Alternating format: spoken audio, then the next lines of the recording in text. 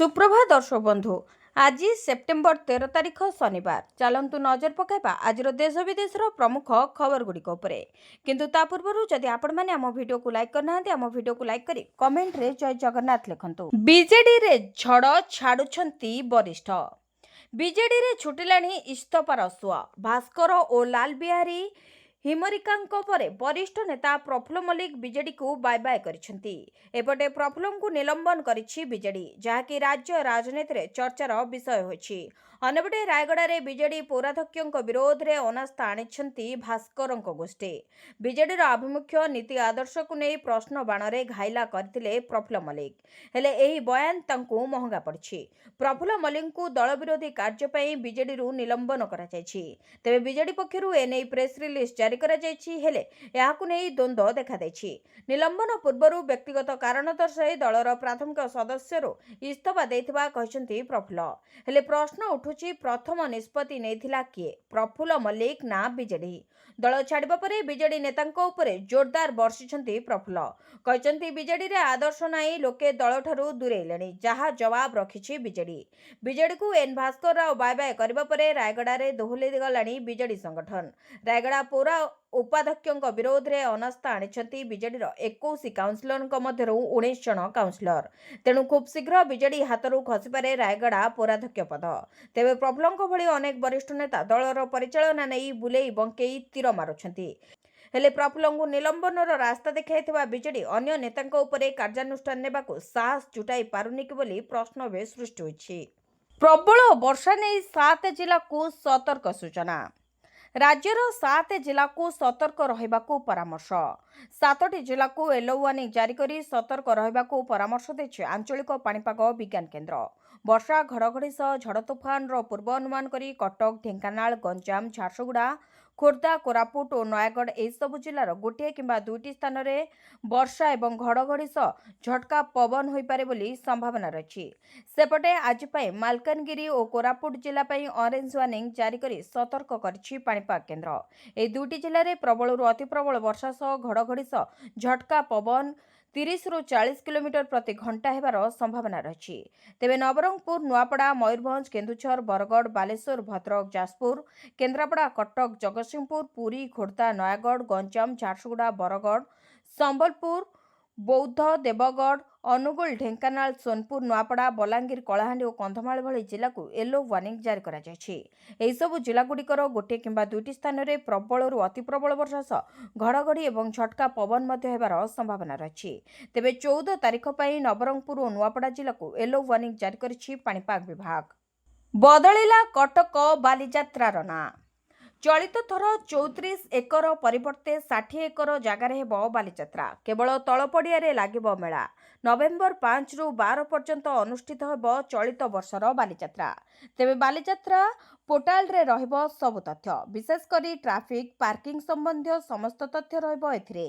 तेबे national green tribunal निर्देश को आखि आगे रखी सब प्रकार व्यवस्था करा। चलित थर बालीजात्रा रे लोकंक सुरक्षा को अधिक गुरुत्व दिया जायछि। सेपरि ट्राफिक समस्या एवं भिड़ नियंत्रण लगी नियाजिब विशेष पदक्षेप। बेआईन पार्किंग कले हेब एक्शन सुरक्षा प्रमाणपत्र नथिले बड़ दोली को दियाजिबनी अनुमति। तेबे ऐतिहासिक बालीजात्रार ना बदली जायछि। एथर ऐतिहासिक कटक बालीजात्रा भावे हेब नामित। ऊपर नुहे केवल तल पड़िया रे ही स्टल लागिबो बोली जणा पड़िछि। श्रीमंदिर उपरे पुणी ओडिला ड्रोन 10 मिनिट धरी नीलचक्र निकट रे चक्कर मारेला अजଣା ड्रोन। श्रीमंदिर उपरे पुणी उड़िला ड्रोन सकाळु प्राय 10 मिनिट धरी मंदिर उपर भाग नीलचक्र निकट रे एक ड्रोन चक्कर मारुथुबार देखबाक मिलिथिला। श्रीमंदिर निषेधांचल रे पुणी ड्रोन उड़िबा परे श्रीमंदिर सुरक्षा व्यवस्था को नहीं प्रश्नवाची सृष्टि होइछि। तेबे नीलचक्र ठारू सिंहद्वार और सिंहद्वार ठारू उत्तर द्वार पर्यंत परिक्रमा मार्ग उपरी भाग रे प्राय 15 मिनिट काल पैंतरा मारिथिला एही ड्रोन। केउंठारू ड्रोन ऑपरेट होउथला ओ किए हाकु ऑपरेट करिछि ताहा वर्तमान सुधा जणा पड़ी नाही। सेपटे ड्रोन उड़ीबा पुलिस पई एक चैलेंज होइछि। श्रीमंदिर उपरे बारंबार ड्रोन कैमेरा उड़ीबा घटना सामना को आसुतबा बेले श्रीमंदिर सुरक्षा प्रति विपद सृष्टि होछि। नो फ्लाइंग जोन रे किभଳି भाबे ओ किए बारंबार ड्रोन उड़ाउछि ताकु नै एबे प्रश्न घेर रे प्रशासन। ଜବରଦଖଲରେ ବସ୍ଷ୍ଟାଣ୍ଡ ଯାତ୍ରୀଙ୍କ କାମରେ ଲାଗୁନି କୋଟି କୋଟି ଟଙ୍କା ବ୍ୟୟରେ ନିର୍ମିତ ବସ୍ଷ୍ଟାଣ୍ଡ। ଗରମ ଗୁଳୁଗୁଳିରେ ଆଉଟୁ ପାଉଟୁ ହେଉଛନ୍ତି ଯାତ୍ରୀ। ନା ବସିବାକୁ ସ୍ଥାନ ଅଛି, ନା ପିଇବା ପାଇଁ ପାଣି ସୁବିଧା। ଶୌଚାଳୟରେ ଝୁଲୁଛି ତାଲା। ଏଭଳି ଚିତ୍ର ଦେଖିବାକୁ ମିଳିଛି ବାଲେଶ୍ୱରରେ ନିର୍ମିତ ନୂତନ ବସ୍ଷ୍ଟାଣ୍ଡରେ। ନୂତନ କୋଠା ଭିତରେ 2 ଚକିଆ ଯାନ ପାର୍କିଂ ହୋଇଥିବା ବେଳେ ବାହାରେ ଚଟାଣରେ ବସିଛନ୍ତି ଯାତ୍ରୀ। ତେବେ ବସ୍ଷ୍ଟାଣ୍ଡ ବିଲ୍ଡିଂକୁ 2 ବସ୍ ମାଲିକ ସଂଘ ଅଧା ଅଧା କରି ନିଜ ଦଖଲରେ ରଖିଛନ୍ତି, ଯାହାକୁ ନେଇ ସାଧାରଣରେ ଅସନ୍ତୋଷ ପ୍ରକାଶ ପାଇଛି। ବସ୍ଷ୍ଟାଣ୍ଡ ନିର୍ମାଣରେ ଖର୍ଚ୍ଚ ହୋଇଛି 9 କୋଟି 73 ଲକ୍ଷ ଟଙ୍କା। 2021ରୁ କାମ ଆରମ୍ଭ ହୋଇ 2023ରେ ବାଲେଶ୍ୱର ପୌରପାଳିକାଙ୍କୁ ହସ୍ତାନ୍ତର କରାଯାଇଥିଲା ଏହି ବସ୍ଷ୍ଟାଣ୍ଡ।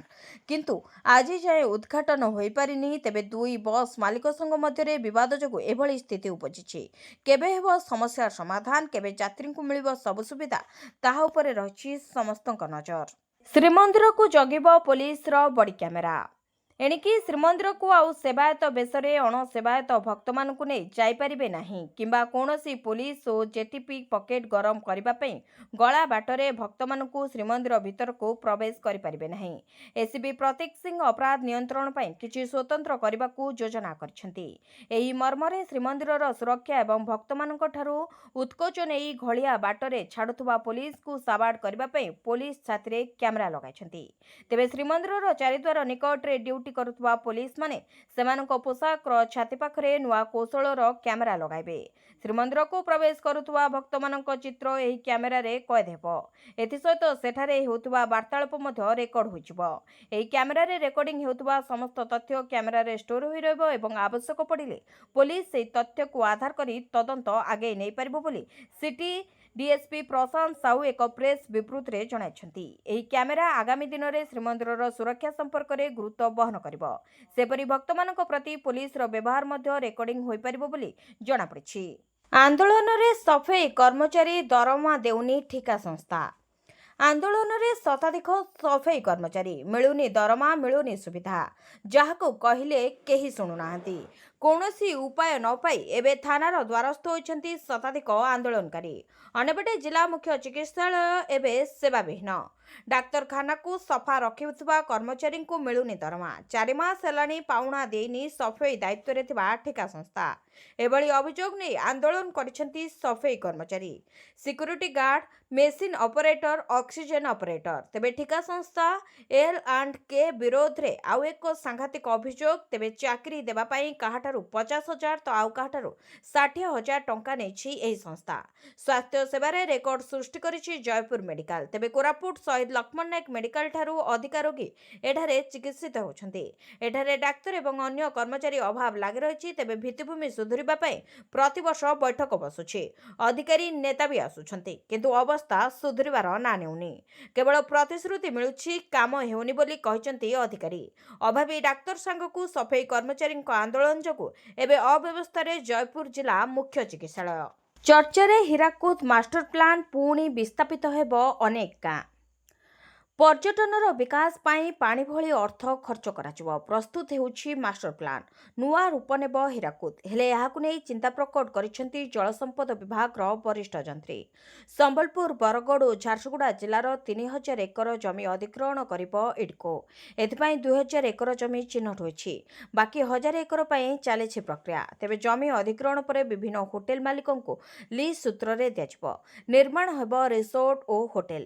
ଏସବୁ ହେଲେ ଡ୍ୟାମ୍ ପ୍ରତି ବିପଦ ବଢ଼ିବ ବୋଲି ଚିନ୍ତା ପ୍ରକଟ କରିଛନ୍ତି ଜଳସମ୍ପଦ ବିଭାଗର ପୂର୍ବତନ 2 ବରିଷ୍ଠ ଯନ୍ତ୍ରୀ। ତେବେ କନସର୍ଟ ପାର୍କ, ଭାସମାନ ହୋଟେଲ, ରିସୋର୍ଟ, କ୍ରୁଜ୍ ଟର୍ମିନାଲ ନିର୍ମାଣ ହେବ।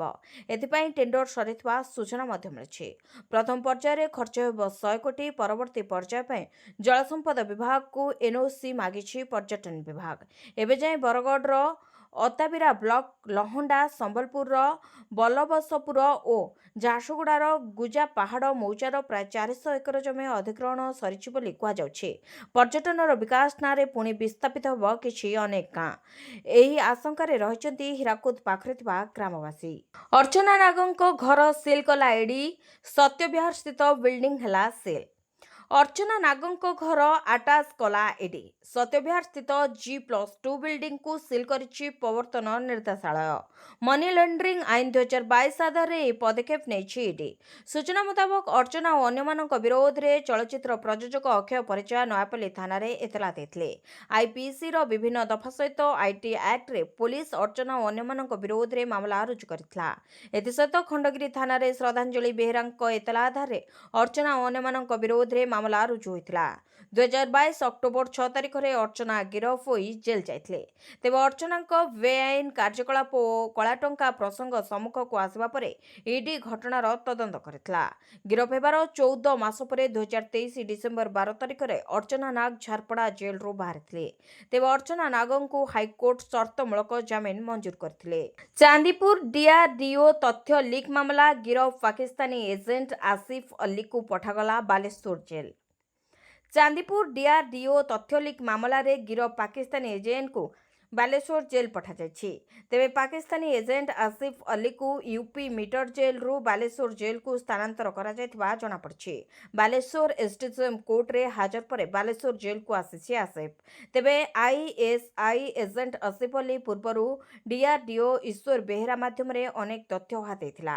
ସେ ମାମଲାରେ ଈଶ୍ୱର ବେହେରା ଗିରଫ ହୋଇ ଆଜୀବନ ସଜା କାଟୁଛି। ତେବେ 2015 ମସିହାରେ ବାଲେଶ୍ୱର ଚାନ୍ଦିପୁର ଡିଆର୍ଡିଓ ତଥ୍ୟ ଲିକ୍ ମାମଲାରେ ଈଶ୍ୱର ବେହେରା ଓ ଉତ୍ତରପ୍ରଦେଶରୁ ଆସିଫ ଅଲ୍ଲୀ ଗିରଫ ହୋଇଥିଲେ। ତେବେ ଆସିଫ ଅଲ୍ଲୀ ବିରୋଧରେ ଦେଶଦ୍ରୋହ ମାମଲା ଲାଗିଛି। ବିଜେଡିରୁ ନିଲମ୍ବନ ପରେ ପ୍ରତାପଙ୍କୁ ର୍ୟାଡରରେ ନେଲେ ପ୍ରଫୁଲ୍ଲ। ସଂସ୍କାର ଓ ବ୍ୟବହାରର ପାଠ ପଢ଼ାଇଲେ ପୂର୍ବତନ ମନ୍ତ୍ରୀ। ବିଜେଡିରୁ ବାଏ ବାଏ କଲେ ନା ବିଜେଡିରୁ ତଡ଼ା ଖାଇଲେ? ଏସବୁ ପ୍ରଶ୍ନ ଭିତରେ ବିଜେଡି ଓ ବିଜେଡି ନେତାଙ୍କୁ ନୈତିକତାର ପାଠ ପଢ଼ାଇଛନ୍ତି ପୂର୍ବତନ ମନ୍ତ୍ରୀ ପ୍ରଫୁଲ୍ଲ ମଲ୍ଲିକ। ଖାସ୍ କରି ପ୍ରତାପଙ୍କୁ ନିଜ ର୍ୟାଡରରେ ନେଇ ପ୍ରବଳ ବର୍ଷିଛନ୍ତି ବରିଷ୍ଠ ନେତା ପ୍ରଫୁଲ୍ଲ ମଲ୍ଲିକ। ତେବେ ପ୍ରତାପ ଜେନା ମୋଠାରୁ ବହୁତ ସାନ ଆଉ ରାଜନୀତିରେ ଛୋଟ ପିଲା ସେ। ଓଡ଼ିଶାରେ କ'ଣ କରିଛନ୍ତି କ'ଣ ନାହିଁ, କାହିଁକି ବିଜେଡି ତାଙ୍କୁ ଟିକେଟ୍ ନ ଦେଇ ତାଙ୍କ ପୁଅକୁ ଟିକେଟ୍ ଦେଲା, ସେ କଥା ସାରା ଓଡ଼ିଶାବାସୀ ଜାଣିଛନ୍ତି।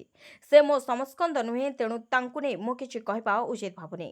ଖାଲି ଏତିକି ନୁହେଁ, ପ୍ରତାପଙ୍କୁ ମନ୍ତ୍ରୀ ପଦରୁ ବଦଳି କରିଥିଲେ ନବୀନ ବାବୁ। ବରଂ ମୋତେ 10 ବର୍ଷ ଗୋଟିଏ ବିଭାଗରେ ମନ୍ତ୍ରୀ କରି ରଖିଥିଲେ। କାରଣ ମୁଁ କିଛି ଖରାପ କାମ କରିନଥିଲି ବୋଲି ନବୀନ ବାବୁ ମୋତେ ବିଶ୍ୱାସ କରିଥିଲେ। ଏବେ ଦଳ ପୂର୍ବ ଭଳି ନୀତି ଆଦର୍ଶରେ ଚାଲୁନି ବୋଲି ଆମେ ସଭାପତି ନବୀନ ବାବୁଙ୍କୁ ମଧ୍ୟ ପୂର୍ବରୁ ଜଣାଇଥିଲୁ। ହେଲେ ଏବେ ଅନୁଭବ ହେଉଛି ଯେ ଦଳ ବିପର୍ଯ୍ୟୟ ଆଡ଼କୁ ଗତି କରୁଛି। ତେବେ କିଛି ଦିନ ହେବ ବିଜେଡି ଦଳରେ କିଛି ଠିକ୍ ଚାଲୁନଥିବା କହି ଆସୁଥିଲେ ରାଜ୍ୟ ରାଜନୀତିର ଟାଣୁଆ ନେତା ପ୍ରଫୁଲ୍ଲ ମଲ୍ଲିକ। ବିଜେଡି ପୂର୍ବ ଭଳି ନୀତି ଆଦର୍ଶରେ ନ ଚାଲେ ତେବେ ଦଳ ଛାଡ଼ିବେ ବୋଲି ସେ ଚରମ ବାଣୀ ଶୁଣାଇଥିଲେ, ଯାହାକୁ ନେଇ ବିଜେଡିରେ କମ୍ପନ ସୃଷ୍ଟି ହୋଇଥିଲା। ତେବେ ପ୍ରଫୁଲ୍ଲଙ୍କ କହିବାର 24 ଘଣ୍ଟା ନ ପୂରିବାରୁ ଦଳ ତାଙ୍କୁ ନିଲମ୍ବନ କରିଥିବା ଦର୍ଶାଇ ଏକ ପ୍ରେସ୍ ରିଲିଜ୍ ଜାରି କରିଥିଲା। ଏନେଇ ପ୍ରଫୁଲ୍ଲ ମଧ୍ୟ ରୋକଠୋକ କହିଥିଲେ ଯେ ଇସ୍ତଫା ଦେବା ପରେ ବ୍ୟାକ୍ ଡେଟ୍ କରି ମୋର ନିଲମ୍ବନ ପ୍ରେସ୍ ରିଲିଜ୍ ଜାରି କରିଛି ବିଜେଡି। ଭିଜିଲାନ୍ସ ଜାଲରେ 3 ସରକାରୀ ବାବୁ ଲାଞ୍ଚ ନେଇ ଧରାପଡ଼ିଲେ। ଲାଞ୍ଚ ନେଇ ଧରାପଡ଼ିଲେ ତହସିଲଦାର। ଲାଞ୍ଚ ନେବା ସମୟରେ ବାମରା ତହସିଲଦାର ଅଶ୍ୱିନୀ ପଣ୍ଡା ଓ ତାଙ୍କ ଡ୍ରାଇଭର ଭିଜିଲାନ୍ସ ହାତରେ ଧରାପଡ଼ିଛନ୍ତି। ସୂଚନା ଅନୁସାରେ ବାମରା ବ୍ଲକ ସଦର ମହକୁମାସ୍ଥିତ ଗୋବିନ୍ଦପୁରର ଭିକି ନାୟକ ଏକ ଜମି ମ୍ୟୁଟେସନ ଓ କିସମ ପରିବର୍ତ୍ତନ ପାଇଁ ବାମରା ତହସିଲ ଅଫିସରେ ଆବେଦନ କରିଥିଲେ। ହେଲେ ତହସିଲଦାର ଅଶ୍ୱିନୀ ପଣ୍ଡା ଲାଞ୍ଚ ମାଗି ଆସୁଥିବା ଭିକି ସମ୍ବଲପୁର ଭିଜିଲାନ୍ସ ପାଖରେ ଅଭିଯୋଗ କରିଥିଲେ। ତହସିଲଦାରଙ୍କ ଡ୍ରାଇଭର ତହସିଲଦାରଙ୍କ ନିର୍ଦ୍ଦେଶ କ୍ରମେ ଲାଞ୍ଚ ପାଇଁ 15,000 ଟଙ୍କା ନେଉଥିବା ସମୟରେ ଭିଜିଲାନ୍ସ ଟିମ୍ ମାଡ଼ି ବସିଥିଲେ। ତେବେ ତହସିଲଦାର ଅଶ୍ୱିନୀ ପଣ୍ଡା ଓ ତାଙ୍କ ଡ୍ରାଇଭର ପ୍ରବୀଣ କୁମାରକୁ ଅଟକ ରଖିଛି ଭିଜିଲାନ୍ସ। ଘଟଣାର ଯାଞ୍ଚ ପରେ ପରବର୍ତ୍ତୀ କାର୍ଯ୍ୟାନୁଷ୍ଠାନ ଗ୍ରହଣ କରାଯିବ ବୋଲି ଭିଜିଲାନ୍ସ ପକ୍ଷରୁ କୁହାଯାଉଛି। ସେପରି ଆଉ ଜଣେ ସରକାରୀ ବାବୁଙ୍କୁ ମଧ୍ୟ ଗିରଫ କରାଯାଇଛି। ତେବେ ନୟାଗଡ଼ ଶ୍ରମ ଅଧିକାରୀ ଓ ମୟୂରଭଞ୍ଜ ପିଓଙ୍କୁ ମଧ୍ୟ ଭିଜିଲାନ୍ସ ଧରିଛି। 13ରେ ନଡ୍ଡା, 15ରେ ମୋଦି, 18ରେ ଶାହା। ବିହାର ପାଇଁ ବିଜେପିର ଜବରଦସ୍ତ ପ୍ଲାନ୍। ବିହାର ବିଧାନସଭା ପାଇଁ ଏବେ ବଳ କଷୁଛି ବିଜେପି। ଗତ ସପ୍ତାହରେ ଏନେଇ ଗୃହମନ୍ତ୍ରୀ ଅମିତ ଶାହା ବିହାରର ନେତାମାନଙ୍କ ସହ ଏକ ଲମ୍ବା ବୈଠକ କରିଥିଲେ, ଯାହାପରେ ଏବେ ସେଠାରେ ବିଜେପି ଲଗାତାର ବଡ଼ ଆୟୋଜନ କରିବା ସହ ଭୋଟରଙ୍କ ନିଜ ପକ୍ଷକୁ ନେବାକୁ ଚେଷ୍ଟା ଆରମ୍ଭ କରିଥିବା ଜଣାପଡ଼ିଛି। ମିଳିଥିବା ସୂଚନା ମୁତାବକ ଖୁବ୍ ଶୀଘ୍ର ପ୍ରଧାନମନ୍ତ୍ରୀ ନରେନ୍ଦ୍ର ମୋଦି, ଗୃହମନ୍ତ୍ରୀ ଅମିତ ଶାହା ଏବଂ ରାଷ୍ଟ୍ରୀୟ ବିଜେପି ସଭାପତି ବିହାରରେ ଗସ୍ତ କରିବା ସହିତ ସେଠାରେ ବଡ଼ ଧରଣର ସଭା କରିପାରନ୍ତି ବୋଲି ଜଣାପଡ଼ିଛି। ନିର୍ବାଚନ କମିଶନ ଚଳିତ ମାସ ଶେଷ କିମ୍ବା ଆସନ୍ତା ମାସ ଆରମ୍ଭରେ ବିହାର ବିଧାନସଭା ନିର୍ବାଚନ ପାଇଁ କାର୍ଯ୍ୟସୂଚୀ ଘୋଷଣା କରିବାର ସମ୍ଭାବନା ରହିଛି। ଏହା ପୂର୍ବରୁ ବିଜେପି ଏହାର ଶୀର୍ଷ ନେତାମାନଙ୍କ ପାଇଁ ଏକ ବ୍ୟାପକ ଗସ୍ତ କାର୍ଯ୍ୟକ୍ରମ ପ୍ରସ୍ତୁତ କରିଛି। ପ୍ରଧାନମନ୍ତ୍ରୀ ନରେନ୍ଦ୍ର ମୋଦି, ଗୃହମନ୍ତ୍ରୀ ଅମିତ ଶାହ ଏବଂ ବିଜେପି ସଭାପତି ଜେପି ନଡ୍ଡା ସେମାନଙ୍କ ଗସ୍ତ ମାଧ୍ୟମରେ କର୍ମୀମାନଙ୍କୁ ଉତ୍ସାହିତ କରିବେ ଏବଂ ସରକାରଙ୍କ କାର୍ଯ୍ୟପନ୍ଥା ବିଷୟରେ ସାଧାରଣ ଲୋକଙ୍କୁ ଅବଗତ କରାଇବେ। ମିଳିଥିବା ସୂଚନା ମୁତାବକ ଜେପି ନଡ୍ଡା ସେପ୍ଟେମ୍ବର 13 ତାରିଖରେ ପାଟନାରେ ବିହାର ନେତାମାନଙ୍କର ଏକ ଗୁରୁତ୍ୱପୂର୍ଣ୍ଣ ବୈଠକ କରିବେ, ଯେଉଁଥିରେ ନିର୍ବାଚନ ପ୍ରସ୍ତୁତି ସମ୍ପର୍କରେ ଆଲୋଚନା କରାଯିବ। ସେପରି ପ୍ରଧାନମନ୍ତ୍ରୀ ନରେନ୍ଦ୍ର ମୋଦି ସେପ୍ଟେମ୍ବର 15 ତାରିଖରେ ପୂର୍ଣ୍ଣିଆରେ ଏକ ସାଧାରଣ ସଭାକୁ ସମ୍ବୋଧିତ କରିବେ ଏବଂ ଅମିତ ଶାହ ସେପ୍ଟେମ୍ବର 18 ଓ 27 ତାରିଖରେ ବିହାର ଗସ୍ତ କରିବେ। ସାର ପାଇଁ ରାଜଭବନ ସାମ୍ନାରେ ଧାରଣା ଦେବ ବିଜେଡି। ରାଜ୍ୟରେ ସାର ସମସ୍ୟାକୁ ନେଇ 17 ତାରିଖରେ ରାଜଭବନ ସାମ୍ନାରେ ଧାରଣା ଦେବ ବିଜେଡି। ଏହାପରେ ମଧ୍ୟ ସରକାର ନ ଚେତିଲେ ଜିଲ୍ଲାପାଳ ଅଫିସ ଏବଂ ବ୍ଲକ ଅଫିସ ସାମ୍ନାରେ ବିଜେଡି ଧାରଣା ଦେବ। ଏନେଇ ଚେତାବନୀ ଦେଇଛନ୍ତି ବିଜେଡି ଉପସଭାପତି ସଞ୍ଜୟ ଦାସବର୍ମା ଏବଂ ବିରୋଧୀ ଦଳ ମୁଖ୍ୟ ସଚେତକ ପ୍ରମିଳା ମଲ୍ଲିକ। ତାଙ୍କ କହିବା ମୁତାବକ ରାଜ୍ୟରେ ଚାଷୀଙ୍କ ସମସ୍ୟା ବଢ଼ିବାରେ ଲାଗିଛି। ରାଜ୍ୟରେ ଅଭାବୀ ଧାନ ବିକ୍ରି ଚାଲିଛି। ଖରିଫ ଋତୁରେ ଚାଷୀଙ୍କ ପଞ୍ଜୀକରଣରେ ସମସ୍ୟା ରହିଛି। ଖାଲି ସେତିକି ନୁହେଁ, ସାର ଅଭାବ ଚାରିଆଡ଼େ ଦେଖାଦେଇଛି। ହେଲେ ଉପମୁଖ୍ୟମନ୍ତ୍ରୀ ସମବାୟ ମନ୍ତ୍ରୀ କହୁଛନ୍ତି ରାଜ୍ୟରେ ସାରର ଅଭାବ ନାହିଁ। ସରକାର ବୋଧେ ବଧିର ହୋଇଯାଇଛନ୍ତି ବୋଲି କହିଛନ୍ତି ବିଜେଡି ନେତା। ଏହାସହ ସେ ଆହୁରି ମଧ୍ୟ କହିଛନ୍ତି ଯେ ରାତି ଅଧରୁ ଚାଷୀ ଆଧାର କାର୍ଡ ଧରି ଛିଡ଼ା ହେଉଛନ୍ତି। ସରକାରୀ ତଥ୍ୟ କିନ୍ତୁ କିଛି ଭିନ୍ନ କହୁଛି। ଗଞ୍ଜାମ ଜିଲ୍ଲାର ଜିଲ୍ଲାପାଳ କହିଲେ ତାଙ୍କୁ 19,500 ମେଟ୍ରିକ ଟନ୍ ସାର ଆବଶ୍ୟକ, ହେଲେ ତାଙ୍କୁ 10,000 ମେଟ୍ରିକ ଟନ୍ ସାର ମିଳିଛି। ଏମିତିକି ସବୁ ଜିଲ୍ଲାରେ ଆବଶ୍ୟକ ଥିବା ସାର ମିଳିପାରିନାହିଁ। ଉପମୁଖ୍ୟମନ୍ତ୍ରୀ ସାରର ଅଭାବ ନଥିବା କଥା କହିଥିଲେ, ଯାହାଦ୍ୱାରା ଚାଷୀ କୂଳକୁ ପ୍ରତାରଣା କରିଛି ସରକାର ବୋଲି ଏବେ ବିଭିନ୍ନ ମହଲରେ ଚର୍ଚ୍ଚା ହେଉଛି। ତେବେ ସରକାର ତାଙ୍କ କୁମ୍ଭକର୍ଣ୍ଣ ନିଦ୍ରା ଭାଙ୍ଗନ୍ତୁ ବୋଲି କହିଛନ୍ତି ବିଜେଡି ନେତା। ହାଇକୋର୍ଟକୁ ବମ୍ବରେ ଉଡ଼ାଇବାକୁ ଆସିଲା ଧମକ, ଖାଲି ହେଲା କୋର୍ଟ। ଶୁକ୍ରବାର ଅପରାହ୍ନରେ ହାଇକୋର୍ଟରେ ବୋମା ଧମକ ସୂଚନା ମିଳିବା ପରେ ଉତ୍ତେଜନା ପ୍ରକାଶ ପାଇଥିଲା। ପୁଲିସ ସୂତ୍ର ଅନୁଯାୟୀ ପ୍ରାୟ 40 ମିନିଟ୍ ପୂର୍ବରୁ ଏକ ଧମକପୂର୍ଣ୍ଣ ଇମେଲ୍ ଆସିଥିଲା, ଯେଉଁଥିରେ କୋର୍ଟ ପରିସରରେ 3ଟି ବୋମା ରଖାଯାଇଥିଲା ଏବଂ ଅପରାହ୍ନ 2ଟା ସୁଦ୍ଧା ଦିଲ୍ଲୀ ହାଇକୋର୍ଟ ଖାଲି କରିବାକୁ ଧମକ ଦିଆଯାଇଥିଲା। ପୁଲିସ ତୁରନ୍ତ ସୁରକ୍ଷା ପ୍ରୋଟୋକଲ କାର୍ଯ୍ୟକାରୀ କରି ସମସ୍ତ ବିଚାରପତିଙ୍କୁ ସେମାନଙ୍କ ଚ୍ୟାମ୍ବରରୁ ବାହାର କରିଦେଇଥିଲା ଏବଂ ଓକିଲ, କର୍ମଚାରୀ ଏବଂ ଲୋକମାନଙ୍କୁ କୋର୍ଟ ପରିସର ଖାଲି କରିବାକୁ ନିର୍ଦ୍ଦେଶ ଦିଆଯାଇଥିଲା। ଘଟଣାସ୍ଥଳରେ ବମ୍ ସ୍କ୍ୱାଡ୍, ସ୍ପେଶାଲ ସେଲ୍ ଏବଂ ଦିଲ୍ଲୀ ପୁଲିସର ଅନେକ ୟୁନିଟ୍ ନିୟୋଜିତ କରାଯାଇଥିଲା ଏବଂ ପରିସରକୁ ପାଳି କରି ତଲାସି କରାଯାଇଛି। ପୁଲିସ ଆଖପାଖ ଅଞ୍ଚଳକୁ ମଧ୍ୟ ସିଲ୍ କରିଦେଇଥିବା ଜଣାପଡ଼ିଛି। ଏଥିସହିତ ଜନସାଧାରଣଙ୍କ ସୁରକ୍ଷା ସୁନିଶ୍ଚିତ କରିବାକୁ ନିର୍ଦ୍ଦେଶ ଦେଇଛି। ସବୁଠାରୁ ଆଶ୍ଚର୍ଯ୍ୟଜନକ କଥା ହେଉଛି, ମେଲ୍ରେ ତାମିଲନାଡୁ ରାଜନୈତିକ ଦଳ ଡିଏମ୍କେ ବିଷୟରେ ମଧ୍ୟ ଉଲ୍ଲେଖ ଅଛି। ମେଲ୍ରେ ଲେଖାଯାଇଛି, ଆମେ ପ୍ରସ୍ତାବ ଦେଉଛୁ ଯେ ଡକ୍ଟର ଏଜିଲାନ୍ ନାଗାନାଥନ ଡିଏମ୍କେର ଦାୟିତ୍ୱ ନିଅନ୍ତୁ। ଏହା ସହିତ ମେଲ୍ରେ ଧମକ ଦିଆଯାଇଛି ଯେ ଉଦୟନିଧି ଷ୍ଟାଲିନ୍ଙ୍କ ପୁଅ ଇନ୍ବାନିଧି ଉଦୟନିଧିଙ୍କୁ ଏସିଡ୍ରେ ପୋଡ଼ି ଦିଆଯିବ। ମଣିପୁର ହିଂସା ପରେ ପ୍ରଥମ କରି ମଣିପୁର ଗସ୍ତ କରିବେ ପ୍ରଧାନମନ୍ତ୍ରୀ ମୋଦି। ପ୍ରଧାନମନ୍ତ୍ରୀ ନରେନ୍ଦ୍ର ମୋଦି ସେପ୍ଟେମ୍ବର 13 ତାରିଖ ଅର୍ଥାତ୍ ଆଜି ମଣିପୁର ଗସ୍ତ କରିବେ। ଏନେଇ ଆଧିକାରିକ ଭାବରେ ନିଶ୍ଚିତ କରାଯାଇଛି। ମଣିପୁର ମୁଖ୍ୟ ସଚିବ ପୁତିନ କୁମାର ଗୋଏଲ ଏକ ସାମ୍ବାଦିକ ସମ୍ମିଳନୀରେ ଏହା ନିଶ୍ଚିତ କରିଛନ୍ତି। ସେ କହିଛନ୍ତି ଯେ ପ୍ରଧାନମନ୍ତ୍ରୀଙ୍କ ମଣିପୁର ଗସ୍ତ ଶାନ୍ତି ବିକାଶର ପଥ ପ୍ରଶସ୍ତ କରିବ। ପ୍ରଧାନମନ୍ତ୍ରୀ ଶନିବାର ଦିନ 12:15ରେ ମିଜୋରାମର ରାଜଧାନୀ ଆଇଜଲରୁ ମଣିପୁରର ଚୁଡାଚାନ୍ଦପୁରରେ ପହଞ୍ଚିବେ। ସର୍ବପ୍ରଥମେ ଚୁଡାଚାନ୍ଦପୁରରେ ସେ ବିସ୍ଥାପିତ ଲୋକଙ୍କ ସହିତ ଆଲୋଚନା କରିବେ ଏବଂ ଭିତ୍ତିଭୂମି ପ୍ରକଳ୍ପର ଶିଳାନ୍ୟାସ କରିବେ। ମେ 2023 ମାସରେ ମୈତେଇ ଏବଂ କୁକି ଜନଜାତି ମଧ୍ୟରେ ହୋଇଥିବା ହିଂସା ପରେ ଏହା ପ୍ରଧାନମନ୍ତ୍ରୀ ନରେନ୍ଦ୍ର ମୋଦିଙ୍କର ମଣିପୁରକୁ ପ୍ରଥମ ଗସ୍ତ ହେବ। 15ତମ ଉପରାଷ୍ଟ୍ରପତି ଭାବରେ ଶପଥ ଗ୍ରହଣ କଲେ ସିପି ରାଧାକ୍ରିଷ୍ଣନ। ଶୁକ୍ରବାର ରାଷ୍ଟ୍ରପତି ଭବନରେ ଏକ ସମାରୋହରେ ଭାରତର 15ତମ ଉପରାଷ୍ଟ୍ରପତି ଭାବରେ ସିପି ରାଧାକ୍ରିଷ୍ଣନ ଶପଥ ଗ୍ରହଣ କରିଛନ୍ତି। ରାଷ୍ଟ୍ରପତି ଦ୍ରୌପଦୀ ମୁର୍ମୁ ସକାଳ 10:10ରେ ତାଙ୍କୁ ଶପଥ ପାଠ କରାଇଥିଲେ। ରାଷ୍ଟ୍ରୀୟ ସ୍ୱୟଂସେବକ ସଂଘର ଜଣେ ସକ୍ରିୟ ସଦସ୍ୟ ଥିବା ତାମିଲନାଡୁର ବରିଷ୍ଠ ବିଜେପି ନେତା 67 ବର୍ଷୀୟ ରାଧାକ୍ରିଷ୍ଣନ 452 ଭୋଟ ପାଇ ଉପରାଷ୍ଟ୍ରପତି ନିର୍ବାଚନରେ ବିଜୟୀ ହୋଇଛନ୍ତି। ତାଙ୍କ ପ୍ରତିଦ୍ୱନ୍ଦ୍ୱୀ ବିରୋଧୀ ଇଣ୍ଡିଆ ବ୍ଲକ ପ୍ରାର୍ଥୀ ଏବଂ ପୂର୍ବତନ ସୁପ୍ରିମକୋର୍ଟ ବିଚାରପତି ବି ସୁଦର୍ଶନ ରେଡ୍ଡି 300 ଭୋଟ ପାଇଥିଲେ। ତେବେ ବିଜେପି ନେତୃତ୍ୱାଧୀନ ଏନ୍ଡିଏର ସଂଖ୍ୟାଗତ ଶକ୍ତିକୁ ଦୃଷ୍ଟିରେ ରଖି ରାଧାକ୍ରିଷ୍ଣନ ବିଜୟୀ ଆଶା କରାଯାଉଥିଲା, ଯାହାର କାଗଜପତ୍ରରେ 427 ସାଂସଦ ଥିଲେ ଏବଂ ୱାଇଏସ୍ଆର୍ କଂଗ୍ରେସ ପାର୍ଟିର 11 ସାଂସଦ ଏବଂ ଅନେକ ଛୋଟ ଦଳଠାରୁ ଅତିରିକ୍ତ ସମର୍ଥନ ପାଇଁ ଆରାମରେ 377 ଅଧା ସୀମା ଅତିକ୍ରମ କରିଯାଇଥିଲା। ତାଙ୍କ ସପକ୍ଷରେ କ୍ରସ୍ ଭୋଟିଂ ହେବାର ମଧ୍ୟ ସୂଚନା ମିଳିଥିଲା। ସ୍ୱାସ୍ଥ୍ୟଗତ କାରଣ ଦର୍ଶାଇ ଜୁଲାଇ 2021ରେ ଉପରାଷ୍ଟ୍ରପତି ଜଗଦୀପ ଧନଖଡ଼ଙ୍କର ହଠାତ୍ ଇସ୍ତଫା ଯୋଗୁଁ ନିର୍ବାଚନ ଜରୁରୀ ହୋଇପଡ଼ିଥିଲା। କେବେ ଖୋଲିବ ଅଙ୍ଗନବାଡ଼ିରୁ ତାଲା? ପୁଷ୍ଟିକର ଖାଦ୍ୟରୁ ବଞ୍ଚିତ କୋମଳମତି ପିଲା। ସରକାରୀ ସ୍ତରରେ ପିଲାଙ୍କ ପ୍ରାଥମିକ ଶିକ୍ଷାକୁ ଦିଆଯାଉଛି ଗୁରୁତ୍ୱ, ହେଲେ ଏହା ସଠିକ୍ ଭାବେ କାର୍ଯ୍ୟକାରୀ ହେଉଛି କି ନାହିଁ ତାହା ଉପରେ ନାହିଁ କାହାର ନଜର। ବର୍ଷ ବର୍ଷ ଧରି କର୍ମୀ ଚୟନକୁ ନେଇ ଅଙ୍ଗନବାଡ଼ି ବନ୍ଦ କରିଛନ୍ତି ଗ୍ରାମବାସୀ, ଆଉ ଏହାକୁ ଖୋଲିବା ନେଇ କୌଣସି ପଦକ୍ଷେପ ମଧ୍ୟ ନିଆଯାଉନାହିଁ। ଏଭଳି ଏକ ଘଟଣା ଦେଖିବାକୁ ମିଳିଛି କଣାସ ବ୍ଲକ ତରପଡ଼ା ଅଙ୍ଗନବାଡ଼ି କେନ୍ଦ୍ରରେ। ତେବେ କର୍ମୀ ଚୟନ ବିବାଦକୁ ନେଇ କେନ୍ଦ୍ରରେ ତାଲା ଝୁଲୁଛି। ଅଙ୍ଗନବାଡ଼ି କର୍ମୀ ଭାବେ ଯାହାଙ୍କୁ ନିଯୁକ୍ତି ମିଳିଛି ସେ ପିଲାଙ୍କୁ ପଢ଼ାଇ ପାରିବେ ନାହିଁ ବୋଲି କହିଛନ୍ତି ଗ୍ରାମବାସୀ। ତେବେ ଗାଁର ଉଚ୍ଚଶିକ୍ଷିତ ମହିଳା ଓ ଝିଅ ପୁନଃ ଆବେଦନ କରି ତାଙ୍କ ଭିତରୁ କର୍ମୀ ବାଛିବା ନେଇ ଜିଦ୍ରେ ଅଟଳ ଅଛନ୍ତି ଗ୍ରାମବାସୀମାନେ। ତେବେ ଗ୍ରାମବାସୀ ଓ ପ୍ରଶାସନର ଛକାପଞ୍ଝାରେ ବଳି ପଡ଼ିଛନ୍ତି କୁନି କୁନି ପିଲା। ପାଠପଢ଼ା ବଦଳରେ ଏଣେତେଣେ ବୁଲୁଛନ୍ତି। ତେବେ ଅଙ୍ଗନବାଡ଼ି କର୍ମୀ ଓ ସହଯୋଗୀ ବାହାରେ ବସି ବସି ଫେରୁଛନ୍ତି। ସେପଟେ ମାନ୍ୟବର ନ୍ୟାୟାଳୟଙ୍କ ନିର୍ଦ୍ଦେଶରେ ଜଣଙ୍କୁ ନିଯୁକ୍ତି ଦିଆଯାଇଥିବା ସଫେଇ ଦେଇଛନ୍ତି କଣାସ ସିଡିପିଓ। ଗୋଟେପଟେ କୋର୍ଟଙ୍କ ନିର୍ଦ୍ଦେଶ, ଅନ୍ୟପଟେ ଗ୍ରାମବାସୀଙ୍କ ଜିଦ୍। ପିଲାଙ୍କ ପଢ଼ାରେ 1 ବର୍ଷର ବିଳମ୍ବ। ଏସବୁକୁ ଗୁରୁତ୍ୱର ସହ ନେଇ ତୁରନ୍ତ ସମାଧାନର ଆବଶ୍ୟକ ବୋଲି ଦାବି କରିଛନ୍ତି ଗ୍ରାମବାସୀ।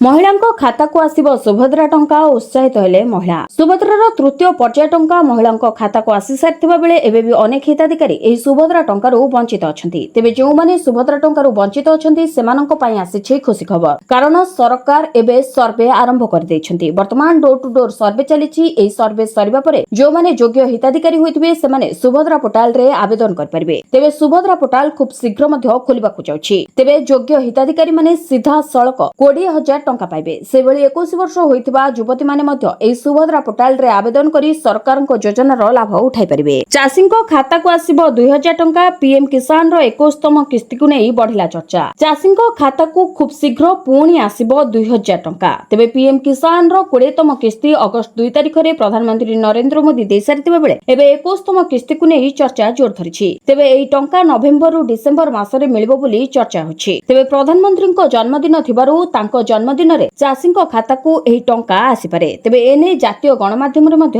ଖବର ପ୍ରକାଶ ପାଇଛି, କିନ୍ତୁ ଏନେଇ ସରକାରଙ୍କ ପକ୍ଷରୁ କୌଣସି ବିଜ୍ଞପ୍ତି ପ୍ରକାଶ ପାଇନାହିଁ। ତେବେ ସରକାର ଚାଷୀଙ୍କୁ ଆର୍ଥିକ ସ୍ତରରେ ସୁଦୃଢ଼ କରିବା ପାଇଁ ବର୍ଷକୁ 6,000 ଟଙ୍କା ପଠାଉଛନ୍ତି। ତେବେ ଏହି ଟଙ୍କା ଚାଷୀଙ୍କ ଖାତାକୁ କିସ୍ତି ହିସାବରେ ଆସୁଛି। ପ୍ରତି କିସ୍ତିରେ 2,000 ଟଙ୍କା ଲେଖାଏଁ ଚାଷୀଙ୍କ ଖାତାକୁ ଆସୁଛି। ଭିଡ଼ିଓଟିକୁ ଶେଷ ଯାଏ ଦେଖିଥିବାରୁ ଆପଣଙ୍କୁ ଧନ୍ୟବାଦ। ଯଦି ଆପଣମାନେ ଏପର୍ଯ୍ୟନ୍ତ ଆମ ଭିଡ଼ିଓକୁ ଲାଇକ୍ କରିନାହାନ୍ତି, ଆମ ଭିଡ଼ିଓକୁ ଲାଇକ୍ କରି କମେଣ୍ଟରେ ଜୟ ଜଗନ୍ନାଥ ଲେଖନ୍ତୁ। ଏଥିସହିତ ଆମ ଚ୍ୟାନେଲକୁ ସବସ୍କ୍ରାଇବ୍ କରି ପାଖରେ ଥିବା ବେଲ୍ ଆଇକନକୁ ପ୍ରେସ୍ କରନ୍ତୁ।